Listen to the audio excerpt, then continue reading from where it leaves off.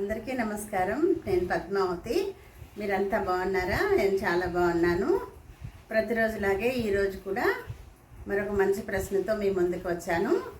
ప్రశ్నను అడగబోయే ముందు ఇంతకుముందు అడిగిన ప్రశ్నకు సమాధానం వినండి ఫ్రెండ్స్.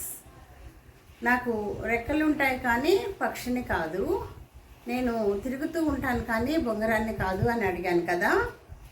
అయితే దానికి ఆన్సర్ ఫ్యాన్కి రెక్కలు ఉంటాయి కానీ పక్షి కాదు, తిరుగుతూ ఉంటుంది కదా.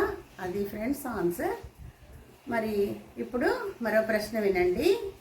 నేను నీళ్ళల్లోనే పుడతాను, మళ్ళీ నీళ్ళల్లో పడితే నేను చనిపోతాను.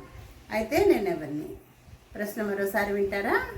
నేను నీళ్ళల్లోనే పుడతాను, మళ్ళీ నేను నీళ్ళల్లో పడితే చనిపోతాను. అయితే నేను ఎవరిని?